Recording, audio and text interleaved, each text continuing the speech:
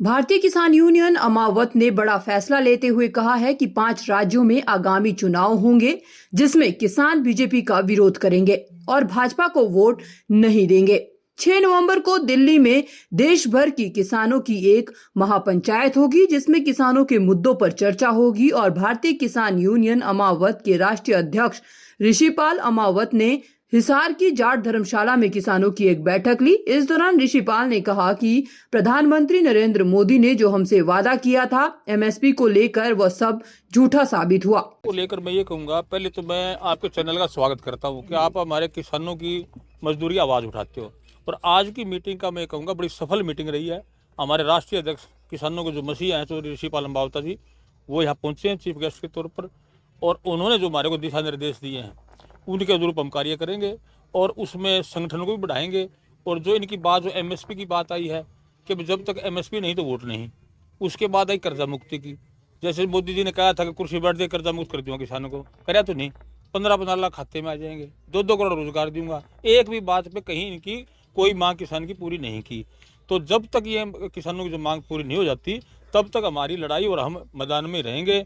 और इनके बीजेपी के खिलाफ विशेष तौर से, क्योंकि बीजेपी ने यह षड्यंत्र रचा सारा का सारा, किसान 2-1.25 साल धरने के ऊपर बिठाया रखे दिल्ली कि दुनिया भर एक अपने मुकदमे दर्ज कर दिए, जेलों में भी गए।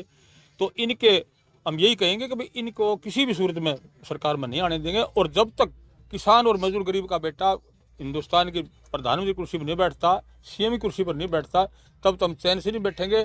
चाहे उसमें किसान की शिक्षा की बात हो, चाहे स्वास्थ्य की बात हो, चाहे बिजली फ्री की बात हो। जब दूसरे स्टेट देने लग रहे हैं तो इन्हें क्या दिक्कत है। तो सभी किसानों का कर्जा मुक्त हो।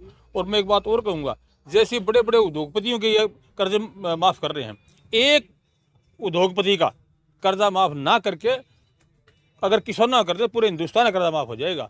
लेकिन ये निकम्मे लोग हैं, इन्हों किसान से और मजदूर से कोई सरोकार नहीं है।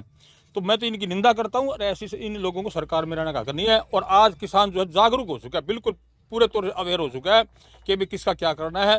जो चौधरी छोटे हम कहते थे ना कि दुश्मन पिछाड़ ले, अब ये दुश्मन पिछाड़ गया। एक ही दुश्मन है सीधा, और सीधा सीधा बीजेपी है। इसको उखाड़ फेंकना है और किसान और मजदूर का जो राज है वो स्थापित करना है।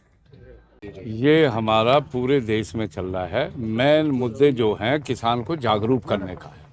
और जो मुद्दे हैं इस सरकार की वादा खिलाफी, सरकार की वादा खिलाफी में क्या था, इन्होंने कहा था, प्रधानमंत्री जी ने भी कहा था मेरी तपस्या में कोई कमी रह गई, जो किसान मेरे से नाराज़ हैं। लेकिन वो तपस्या की बात भी 2 साल हो गई। और ये भी कहा एमएसपी है, एमएसपी रहेगी, किसान की आय दुगनी होगी। एक भी काम बता दो कोई पूरा किया हो तो बता दो, कोई किया हो तो।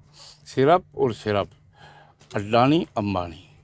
जब तक मैं तो एक चीज़ कहूँगा कि इस देश में चौधरी चरण सिंह, लाल बहादुर शास्त्री जैसा किसान का नेता प्रधानमंत्री नहीं होगा जब तक किसान का भला नहीं होगा। ये तो भंडारे खाने वाले लोग हैं, इन्होंने भंडारे खाए हैं, ना घर है ना दर है।